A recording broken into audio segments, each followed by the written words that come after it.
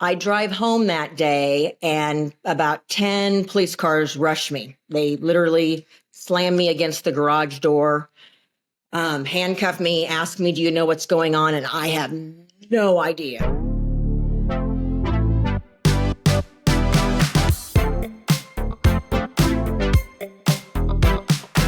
Hi there, friends. This is Hope Comes to Visit. I'm Danielle Elliott-Smith. This is a place for brave stories and soft landings, and I am so glad you are here.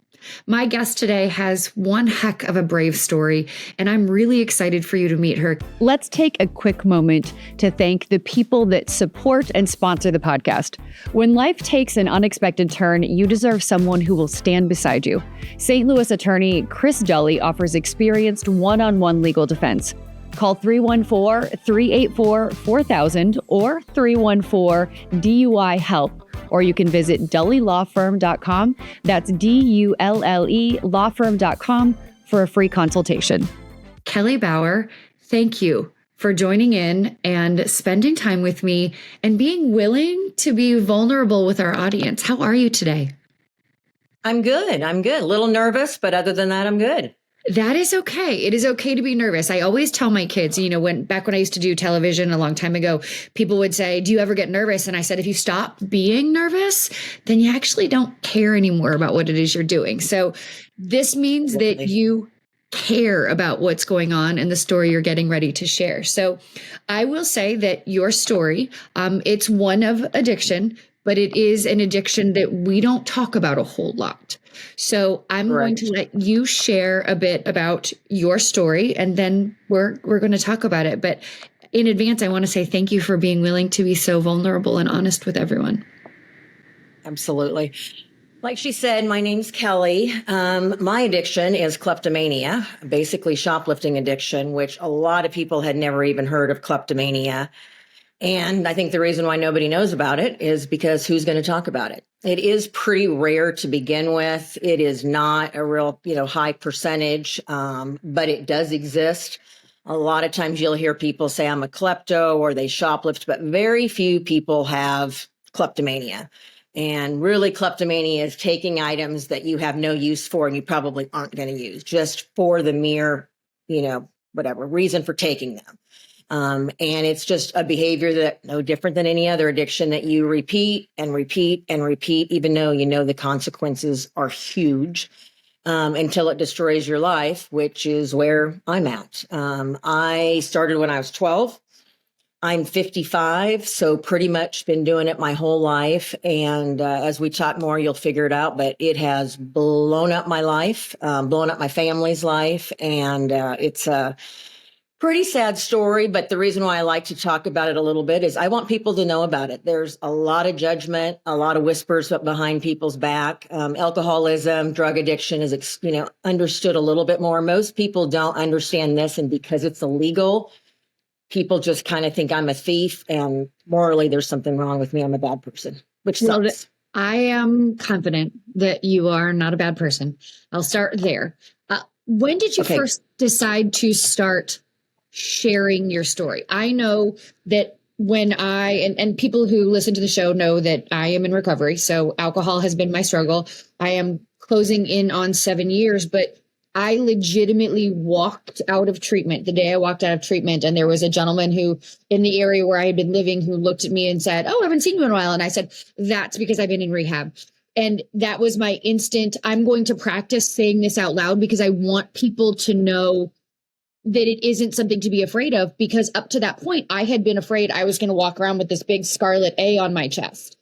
When did you decide this was something you needed to start talking about? Clearly not when you were. Mine is interesting. I would have never talked about it. It got blown up all over the news, which I'll kind of go through. But so I was shoplifting in high school, and it was not that I'm making an excuse, but a lot of kids did it. It wasn't that big of a deal. It was just, being a teenager. So shoplifted. I think I got caught. My dad paid off the fine. It wasn't that big a deal. I still continued to shoplift in college, which was a little bit more of a bigger deal, but I, straight A student, had big anxiety. So I would use it as an excuse that I almost got a B. And that was my, way to relieve my anxiety. So I was caught again. Again, made excuses. It was more Caught again two in things that college? happened. You were caught again in Pardon? college? You were caught again in college? Yes. Okay. But again, it was in a different town, different county. Nothing was connected. So it was kind of just a slap on the wrist. It's a misdemeanor crime, under $100. So I moved on. It was when I became a stockbroker after I graduated. And I'd been with the firm, I don't know, over 10 years and had been extremely successful. And I probably, not that I should talk about money, but I was probably making $250,000. And I was shoplifting almost every day. And I stole $77 from the mall. I was caught. I was arrested. And it is a misdemeanor theft. However, if you are a financial advisor, you have SEC regulations and you cannot have theft on your record. So I lost my Even job. as a misdemeanor. Even as a misdemeanor. And that's kind of why I also like to talk about it is you can have a gun possession. You can be caught with drugs. You can be caught with a DUI, and you can still have a career as a stockbroker. You have the word theft on your record, even though I would have never taken anything from work or anything like that, automatically lost my license. Kelli, this has been a lifetime challenge for you. So something that started when you were 12, but has had a substantial effect on your life. Walk me through a little bit of that process, if you would. So you're shoplifting a bit when you're young, kind of feels like something everyone else is doing. Correct. So started, like I said, when I was 12. I don't remember. A lot of times you'll go to therapy and they'll say, what was the first item you took? I don't remember any of that. I do remember that when I shoplifted, it made me feel good. So I continued. So did it in high school. Didn't think too much about it. Continued to do it in college. Again, didn't think too much about it. I was a great student and would get stressed. And so that was a way to relieve it. It was more after college that the, red lights started going off. This isn't normal. So I was a stockbroker, had been in the industry for a little over 10 years. And I was shoplifting every single day and got caught at the mall. Like I said, I was probably making $250,000 and I went to the mall. Can't tell you what I stole, but it was $77. I was arrested. And even though it was a misdemeanor, you cannot have the word theft on your record if you're a financial advisor. It's just part of the SEC rules. So, my boss was very understanding. Obviously, people were shocked. But they're like, we'll get you through it. And they couldn't. There was just no ifs, ands, or buts. I lost my career and I was devastated. It literally, I still have grief over losing my career. I don't think I got out of bed for about a month. It broke my heart. I absolutely loved what I was doing. I was really good at it. And I couldn't believe that I had thrown it all away to steal something that was worth nothing that I was never going to use. How long ago was this? That was in 2009. Okay. Now, and I really haven't had a career since then. Pardon? I'm sorry. Go ahead. I was gonna say, and I really haven't had a career since then. And I'll kind of explain that too. But, that was my identity. That's what I did. So finding another job, again, financial advising was out. It changed my life completely. So we're talking about, this is about 16 years ago, right? How regularly had you been stealing throughout that 10-year period while you were a successful stockbroker? I hate to admit it. I'm embarrassed, but I'll bet I was stealing every day. If I wasn't stealing every day, I was stealing 3 and 4 times a week. I remember, I probably almost every lunch hour on the way home, I would steal stuff. And we'll kind of talk about it later, but dumb stuff. It could be a pack of gum at the gas station. It could be a pair of socks. It did not matter what I took. I had to take something to make myself feel better, but it was almost a daily occurrence. And this is an important piece that I want people to hear, because what you're describing, the emotions around it, the compulsion, the impulse control, I need to do this, I'm compelled to do this to feel better, I didn't get an A, so therefore I handled my stress this way. These are all addict behaviors. And what is so brave about your story is you're taking the mystery away from something that, a phrase that people just say like, oh, I'm a klepto, as though this is some little thing that people do as a joke. And it's not. It's the same way people say, oh, I'm a crack addict. Oh my gosh, that's like, that tastes like crack. Or, they make these off the cuff phrases, not recognizing that these are real problems that real people struggle with. And the compulsions are real. Yeah. And they are, intense. And, one thing that obviously does bother me is, and I have friends, I have a very supportive, network, but people will say to me, you got to quit being so stupid. You're going to get caught again. Quit being so stupid. Or why are you doing this? And that's the part, if you're not in addiction, that's hard to understand. I've said two things recently, but I heard somebody speak and she said, it is like drinking bleach and you think that bleach is going to make you feel better. And I said, not only is that bleach going to make me feel better, I feel like I have to drink that bleach to survive. I literally feel like if I don't take that item, doesn't matter what it is, I'm going to die. That compulsion is huge. And I think a lot of people, unfortunately, a lot of times will think it's an excuse. But the other example I would give would be for people that cut on themselves. Nobody would do that by choice. It's providing them a relief. They're not being stupid. They're not uneducated. It is what they know to provide comfort. And that's what it is for me, is it's huge anxiety. And then I take something and it makes me feel better. Unfortunately, that cycle has changed and now I have to keep stealing more and more. And so it's gotten really out of control. No one says to themselves, you know what? I'd really love a 7th DUI. Right? Right. And yet it happens and people lose their families, and the real life consequences you're talking about for this particular addiction are real. How aware was your family of this struggle you were having at the time that the walls came down on this? Both my mom, I have a pretty small family, mom and dad and sister, and they were all aware that I'd been caught in high school. That was it. They didn't know anything else. They knew I was an extremely successful stockbroker, lived in a big house, having a great life. My husband did not know. And we'll talk about that a little later. But there's a lot of people that are, because my story blew up and a bigger thing happened. And he had no idea.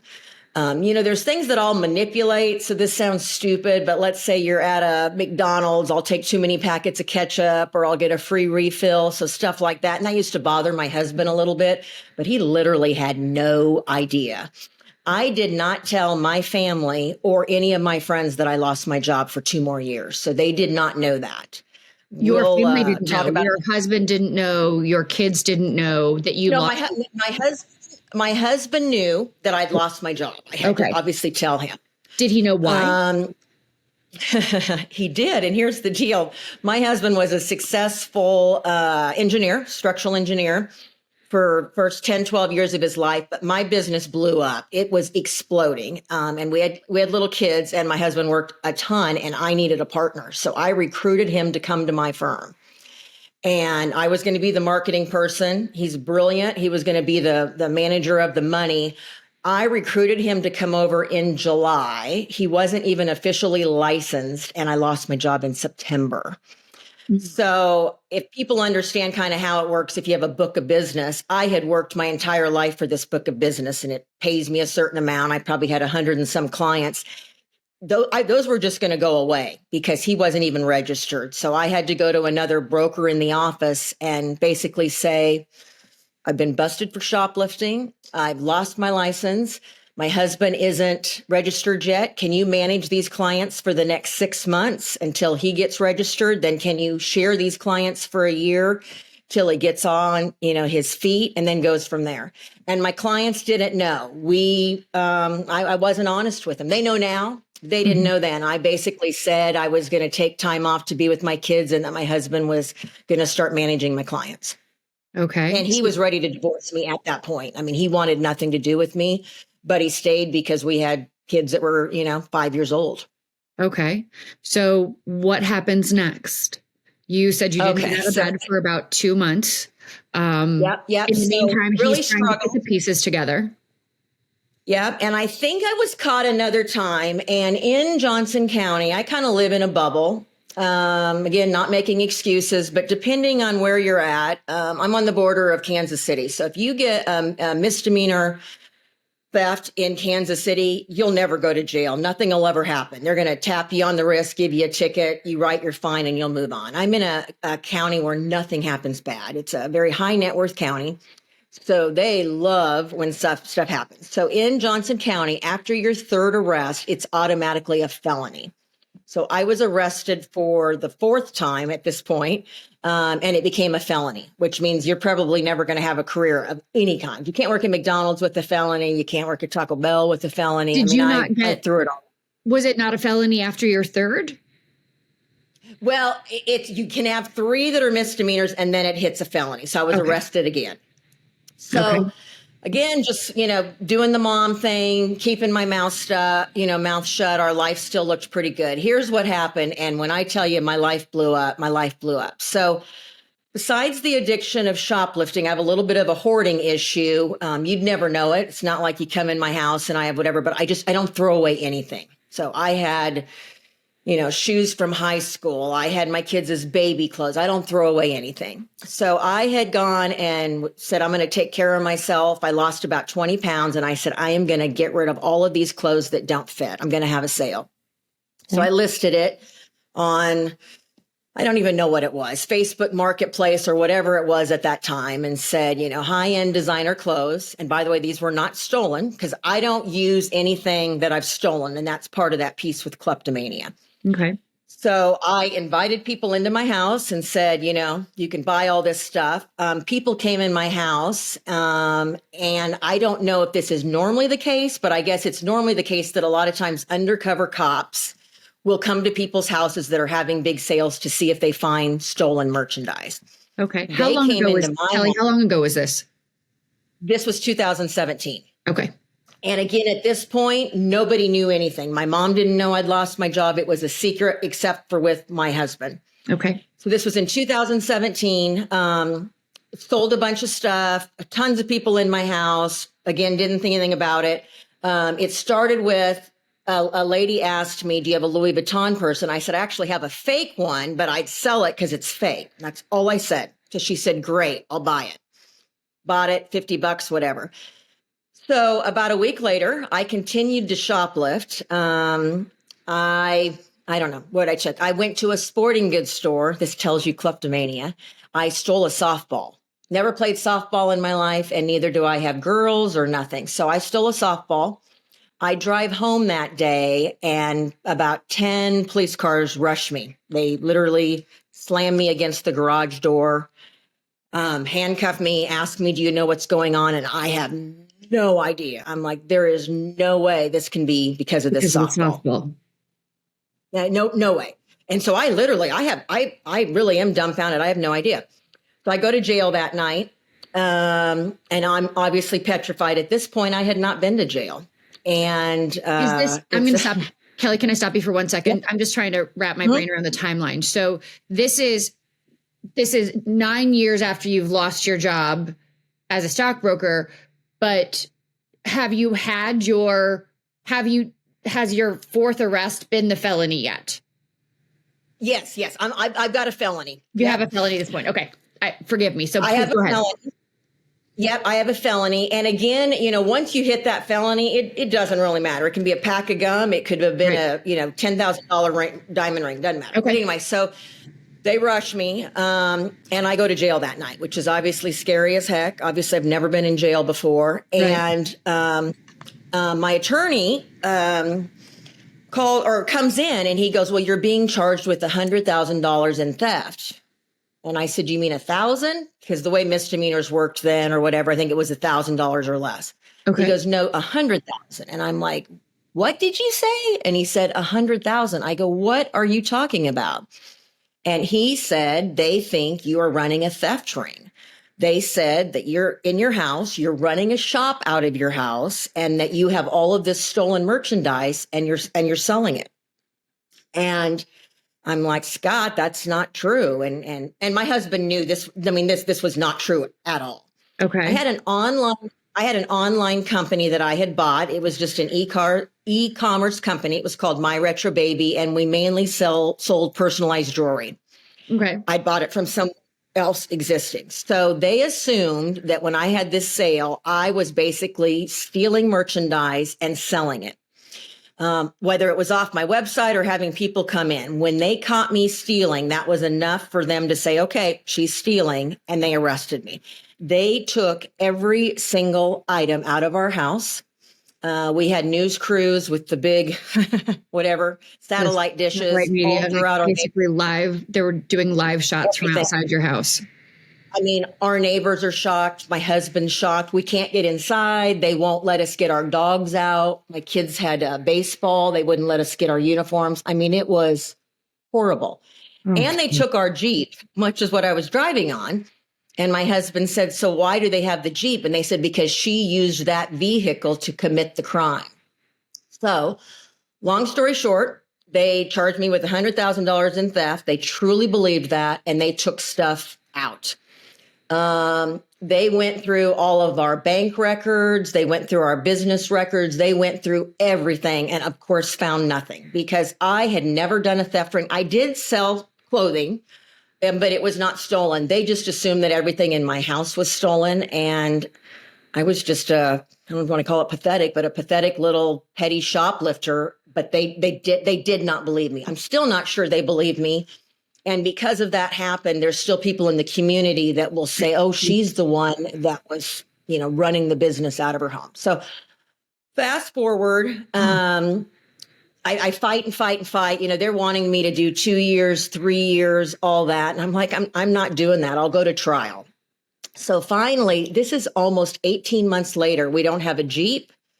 I don't have any of my clothes. I don't have earrings. I don't have jewelry. My Your kids' boys don't bikes, have their baseball uniforms. They have nothing. They took it all. And so finally, after 2 years, I think either my attorney suggested it or they did. And they said, we'll give her 90 days. And I said, fine, I'll take it. I just need my stuff back. I'll take it. So what they told me I was signing is theft under $25,000. And I had no problem signing that, because if I've been stealing since I was 12 and I'm 50 some, trust me. I mean, I hate to admit that, but have I stolen $25,000 worth of stuff? Absolutely. Okay. So when I signed it, they didn't tell me that. They actually put on it 25,000 to 100, which really bothered me because I wasn't admitting to that. But I did that. People don't understand jail time, but there's something called a backup time. So I pled guilty. I got 90 days in jail, but my backup time basically said, but you're on probation for a year. And if you get in trouble, you're going to do your backup time, which is a year. So this is the best example of addiction and how you do not think logically. So I had done my 90 days. I thought I was through everything. I had gotten out in March, and in November, I went to a store and stole a sports bra. And within about an hour, the police were at my door. They issued a warrant, and I went to prison for the next 9 months. So, and again, a $30 sports bra. And that is where people don't get addiction. There is I live in a beautiful home. I have beautiful children. I have great friends. I have a great husband. And I was willing, because it didn't even cross my mind that I might go to jail. I had to take something. So I took that item and had to do my backup. I was really 9 months in jail because I'd already served the 3. But my kids were in 5th grade, and I missed Christmas. I missed their birthday. I missed Thanksgiving. I was gone for 9 months. So Kelli, you are in the midst of this, what feels like chaos. The police, the authorities have all of your stuff. It's dragging on for months. And they come to you with your attorney with what feels like a deal. What does that look like? And by the way, we had to fight for this deal. They thought they were going to give me 2 or 3 years, which there was no way I would have ever pled guilty to that because I didn't do it. So they came to me with 90 days, plead guilty to stealing under 25,000. And I said, fine, I'll take it. I can do 90 days in jail. I just want to be done. We're looking at almost 2 years previous. So I agreed to that. I did that January, February, and March. And then I was going to be on probation for 12 months. And I just couldn't get in trouble during probation. That was the deal. Because if you get in trouble during probation, then what? Okay. So a lot of people don't understand how jail works, but you have what's called backup time. So literally my sentence, they basically agreed to give me. They said, we'll give you a year in jail, but you only have to serve 3 months. But if you screw up, you're going to have to do the rest of those 12 months. So that was my agreement. And I was very confident. And I said, I'm not going to screw up. There's no way. I know this. I'm scared to death. So I do my 3 months, get out in March. And in November, I go and get a $25 sports bra. I steal it. Within an hour, the police are at my house because keep in mind, I've been all over the news. This isn't that big of a town. Every police officer knows me. So when I go into a store, they know me. So within an hour, they had picked me up and I automatically went back to jail and I automatically did my backup time. So I remember it vividly. I picked up my kids from school. It was mid-November and I, said, I'm sorry and I love you and went into jail and was there for the next 9 months. So missed Christmas, missed their birthday. It was their 5th grade year. And I did all of that because I couldn't resist shoplifting an item that I would probably never, ever going to use because the addiction just, it gets a hold of you. And I was not thinking logically. And this is very close to the age my kids were when I went to treatment. My kids were 6th and 8th grade, and I missed my daughter's birthday. And when I left, she wouldn't say goodbye to me. And it's interesting because the day that I decided to go to treatment, there was a text between my kids that said, too bad mom loves wine more than she loves us, right? And that is a sort of universal feeling for people who do not understand the compulsion and the sickness that is addiction, because you did not choose to steal over spending time with your kids. I was not choosing. And I would never. Yeah, I was going to say, I mean, if people know me, I love my kids. I probably love them too much. I love them more than anything. I'm a very involved mom. And I could not.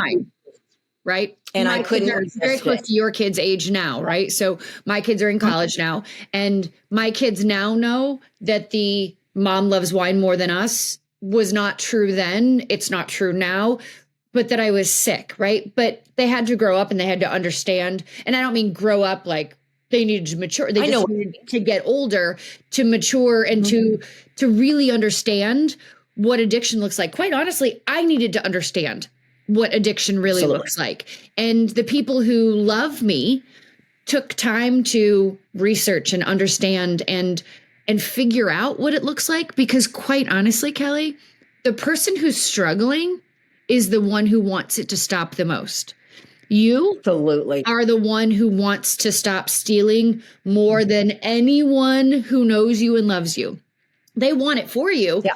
But the people who are looking at you and saying, okay, well, just stop stealing, are the same people who are looking at me and saying, okay, well, just don't drink as much. Just have one glass. Just have 2 glasses. And stop. If I did know somebody that had 7 or 8 DUIs, this would have been 10 years ago, I would have said, oh my gosh, what a selfish person, what an idiot. And then here I am. I gave up a year with my kids because I couldn't resist shoplifting.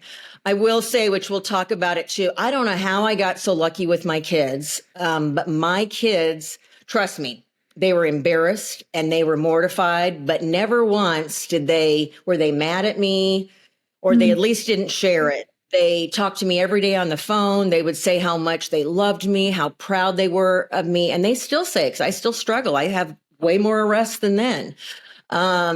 But it's a battle, and it was more people on the outside. The only thing that was good that came from that arrest is when I was first arrested and all the news crews showed up, most people that didn't know me thought I was running a theft ring. And I had this big, beautiful house that was paid for from stolen merchandise, and none of that was true. Okay. So people think with shoplifting, it's about money, and it actually has nothing to do with money, just like alcoholism usually has nothing to do with the alcohol. And so when I got caught a second time and had to go back to jail, I think people then finally said, wait a minute, gosh, maybe there's something wrong. Yeah, why would she do that? It's right? happening again. Right. Because so clearly there's a something little wrong. Right. Clearly right. she needs help in some capacity. Right. And we'll talk about it. Go ahead. At that point, did you start to get additional help? At what point did you seek help that is in the addiction and mental health realm? Well, I'd been in therapy since college. So always was open to therapy. I actually have a master's in clinical social work, which is even funnier because obviously it didn't work for me. But when I was a stockbroker and I got arrested and lost my job, I had been in active therapy since then. And I started on meds. And meds did help some, but I did the medication, psychiatrist, and therapy consistently since 2009. When I tell you I've tried it all, which we'll talk about, I've done EMDR, which is an eye therapy. I've done, cognitive therapy. I've done 12-step. I've done smart recovery. I've been on every med there is. I've done it all. So, and have been really actively trying to quit. And the longest time I have is 9 months when I was in jail. So that's the longest period I have of not shoplifting. Do you mind if I ask you where you are now? Long story, but no, I'm actually, believe it or not, in trouble again. So just kind of fast forward, that was probably 2019. And again, if you're an addict, what you're going to say is, I will never do this again. I'm done. It's Monday. I'm done. You'll never see me. And by that day, I've taken something again. So I don't even know, but I have over 10 felonies now. And so since that time, I've probably been arrested 3 or 4 times. In August, I was arrested again. And I don't really want to go into too many details because, believe it or not, the case is still going on, but the store had been watching me. So every time I came in there, they didn't arrest me. They just kept track of it. So when I was arrested the end of August, I have 7 felony charges I got hit with that day. So I'm looking at some probably pretty serious jail time again. And I'm in the cycle. I've never really been out of the cycle. I do have an attorney that believes me, and I have a therapist that believes me. And I think my husband has a pretty good understanding of addiction. No one would choose this life. So they know I'm not doing it to be selfish. I would never choose this life, but I'm in a lot of trouble again. So that's where I stand. Haven't shoplifted since August 30th. Okay. But there's definitely consequences coming up the road. And, one thing, if we ever do another call again, I would like to talk about, unfortunately, jail does not help an addict. It just doesn't. It's punishment. It's shame we already have. And so, they can put me in jail. They've done it before 2 or 3 times. And it's not what stops you. You got to continue with the therapy, with the medication and all those things. So that's where I stand right now. This is an important question. What does help you? Of all the things you've tried, is there anything that does help? Yes. So a couple things. I am on naltrexone, which a lot of people might be on if they have an alcohol addiction. Yes. It is for alcohol, and it helps. The problem is it helped significantly when I took it. But I think, if I'm not mistaken, it's more for short term, like people that for 90 days. I've been on it 2 years. So it's not, it doesn't have as good a pull. Used to it. Yeah. And then the other thing that I do religiously, Jamie, who's a friend of mine, is the one that said, she goes, you need to pretty much serve every day or go to a meeting. So that is what I do. I am either at a meeting or I work at a wonderful place. It's called the Bishop Sullivan Center in downtown Kansas City. And I serve the unhoused people lunch every day. And I love it from 11 to 2. And it makes me feel really good. And when I serve and do the right thing, I don't have a desire to shoplift. And then lastly, which we talked about a little bit before the call, is I just recently started on a weight loss medication, not to lose weight. We're going to try it for addiction. The studies have been extremely promising. It's not FDA approved, but there are lots of people that needed to lose weight, but were also alcoholics, and it has really subsided their cravings. Okay. And so far, I can tell it. I mean, I'm very hopeful. I'm very optimistic. I can't imagine not having cravings. I have never in my adult life not had a craving. So to have that would be, I can't even fathom it. But right now, the noise in my brain is less than it's ever been probably in 30 years. That's remarkable. Kelli, how do you define hope? I guess probably just not giving up. I won't give up. You can knock me down 100 times and I'm getting back up. I do believe I believe in hope. I don't know how to necessarily define it, but I always believe that there is a chance and to never give up. Look at right now. I have been struggling so bad, really bad. The last 5 years has been really vicious. And now this medication's come out and it seems to be working. So that's why you never want to give up. And I also want to be a role model for my kids. I want to be a role model for other addicts. You got to keep trying. And they talk about the ones that are in recovery, but unfortunately, I don't know what percentage it is, but it's not a huge percentage. A lot of people go back and they relapse. And so I don't want people to think that you're a piece of crap because you keep relapsing. I actually try to rephrase it. I actually think I'm a pretty good person to not give up, because a lot of people would have just said, forget it. I'm going to move out of the neighborhood. I'm going to go crawl in a hole. And I keep showing up and I tell my story and I try not to be embarrassed. Kelli, what I find remarkable, many things, but specifically in asking you how you define hope, in my head, you defined it exactly how I would define it in the context of this conversation, in the context of your life, in the context of who you are. There is not 1 ounce of you that has said, I'm just never going to get this. Every time, every day you have said to yourself, I'm going to keep fighting. And I think that is beautiful and brave and vulnerable. And the fact that you're willing to talk about something that so few people talk about. Addiction is a struggle for people to talk about to begin with, right? And you're right that when it comes down to it, we typically talk about alcohol and drugs, and then we talk sometimes about shopping or about weight, but very infrequently do we talk about kleptomania. And I did some research before you and I started to talk, and it affects 0.03 to 0.06% of the population. And more often than not, it's women rather than men, right? And all of the what helps are all of the things that you're trying, right? The only other thing that I saw that was as a potential is when you shop, you never shop alone, right? Yep. And I do that. Yeah. And I also, and this tells you, first of all, I have wonderful, wonderful kids, but it makes me cry thinking about it. But my son, this was probably 2 or 3 years ago, gave me it's right here. It's a phone case.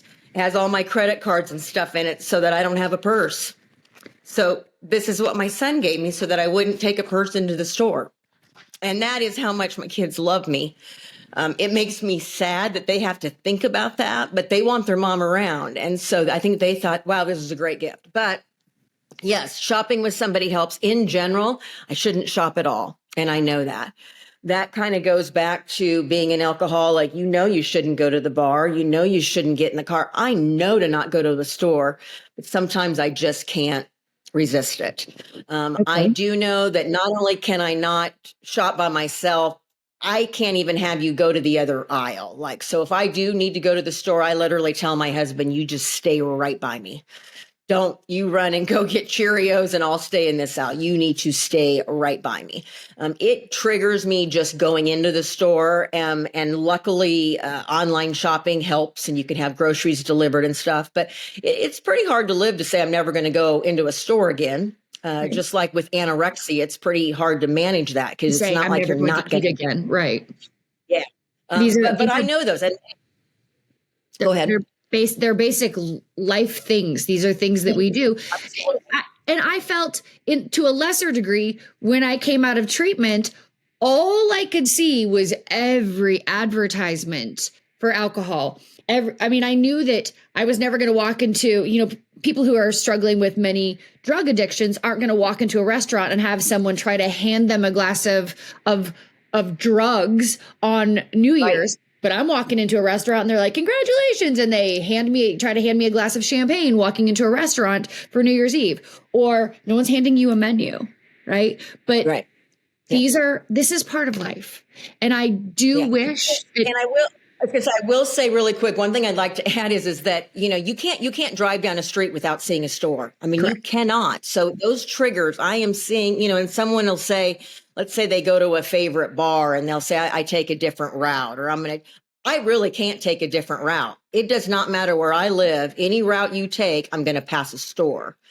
And so it is nearly impossible to get rid of, which you kind of talk about that hope. I just have to say, but I'm not giving up. I can do it. I'm going to do it today. You talk about one day at a time. And that's what I do is I'm not going to steal today. And that's all I worry about. And sometimes I'm successful and sometimes I'm not, but I will never give up. I will tell you that. I am proud to know you. And Jamie, who you mentioned, who introduced us so that we could have this conversation, her suggesting to you that you serve, one of the things that I found that was helpful for me was anytime I did experience any type of I really want to drink, I would pick up my phone and I would reach out to check on someone else. I found that worrying about other people and making sure other people were doing okay and helping others is what has continued to keep me afloat.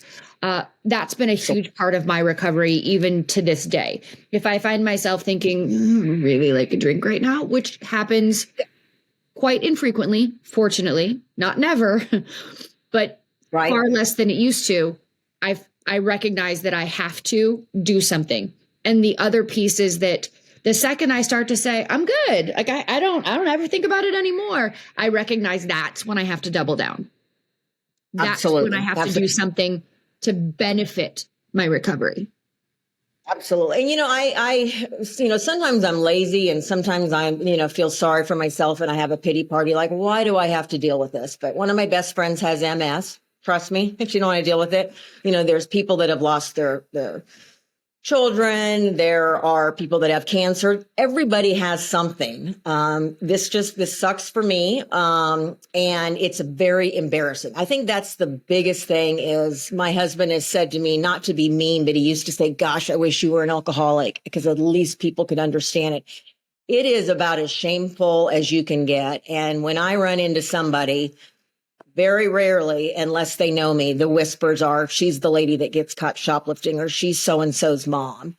And most people don't understand it. And they just think I'm a unethical person that has no morals, which is literally furthest from the truth. I know right from wrong.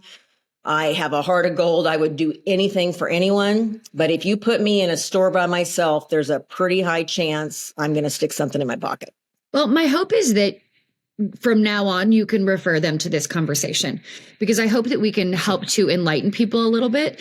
And you can also let your husband know that there are many, many, many people in the world who think the very same about alcoholics as your husband fears that people think about you. There was quite a long time that there were people who unfriended me on Facebook. Family who unfriended me on Facebook when I went to treatment. And for a while. And that's one of the reasons I'm incredibly vocal about it. Because there are people who are sitting at home thinking they are alone. I'm going to stop us because I will tell you that in my so first of all, like I'm not normally even welcomed at like an AA meeting because I don't have an alcohol addiction. But I had found a recovery group through my church that has really helped me, and it's all addictions. So it can be porn, eating disorders, mine's kleptomania. And when I've told my story every time, I very rarely do not have someone come up to me and say, "Thank you for sharing that. I had no idea." And then I've had a lot of people that have come up to me and say, I've never told anyone this, but I shoplift too. Now, they may not have kleptomania. It might be part of their addiction. So a lot of people that are addicts will, steal things or do things to kind of keep up with their addiction. But just saying that out loud, they say that secrets keep you sick. I 100% believe that. Just saying that out loud, I think admitting to someone else that I do this too is very freeing for them. And I get referred from our pastor there, and he'll, someone will call me and they'll say, I talked to Pastor Tom and he said, you struggle with this and I do too. Would you be willing to talk to me? And I always am, and 100% will, but I'm also very honest with them that I still struggle every day. I definitely don't have an answer, but if it helps to talk about it, I'm absolutely here for you. I think that community and hearing your story come out of someone else's mouth is part of what helps. What would you say to someone who is potentially listening and thinking, gosh, I've been struggling silently by myself, or someone who has a family member who is listening and they think, gosh, I know people who struggle and they feel alone? What would you say to them? I think the main thing is, number one, they are not alone. It may be hard to believe, but they are 100% not alone. And to reach out to somebody, I had to obviously be very creative on trying to find supports, even just trying to find meetings. But you can Google now. I mean, there's, I think it's CASA, Kleptomania, and Shoplifters Anonymous. So there are organizations, and they do a Thursday night call. And so they exist. There's a gentleman named Terry Schulman that, very similar to me, has a law degree and had a terrible, shoplifting addiction, and he now runs a therapy group. So they do exist, but you have to work a little bit harder. And I think that the more people that speak up, whether it is, cutting or whatever it is, the more people that speak up, the easier it is. Well, Kelli, I am incredibly grateful to you for spending this time with me. If someone wanted to get in touch with you, what would be the best way to do that? Well, a couple things. I'm going to give you my cell just so anybody can text me at any time. So my cell is 913-707-8425, 913-707-8425. I will talk to anybody. I'm on Facebook, Kelli Bauer, which is my maiden name.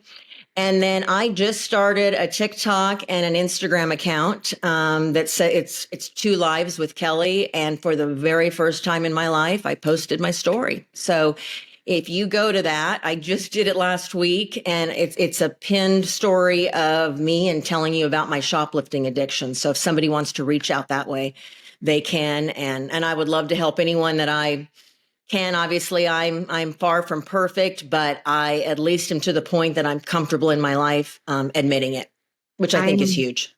I'm proud to know you. I am grateful to you for taking this time with me and having the courage to share a story that so many people have kept. There are people that are keeping, like you said, our secrets keep us sick, right? So it takes a lot to have shared everything you have, especially considering so much of what happened to you blew up and it wasn't true. And I'm grateful that we've been able to give you this platform to set your story straight and own the pieces that are true and dispel the pieces that are not. It has been a gift to talk to you. Thank you so much. It's been a pleasure, and hopefully people kind of learned a few things. And if anyone ever has questions or wants more information, I have them reach out, because I'd love to help anyone I can. You are wonderful. Thank you, Kelli, so much for being here. And I will be keeping all of my fingers and toes crossed that everything that you have moving forward works out well as it possibly can. And I certainly hope you will keep us updated. Absolutely. Thank you so much. It was a pleasure. Likewise. And friends, thank you for being here with us. I am always so grateful that you take time. And I do hope that Kelli's story has inspired you, if in no other capacity, to remember that you can keep going through hard things as Kelli has continued to do. Please turn around and share this story, this episode, with people that you know and love. And until we see you again, take very good care of you. Naturally, it's important to thank the people who support and sponsor the podcast. This episode is supported by Chris Dully, a trusted criminal defense attorney and friend of mine here in St. Louis, who believes in second chances and solid representation.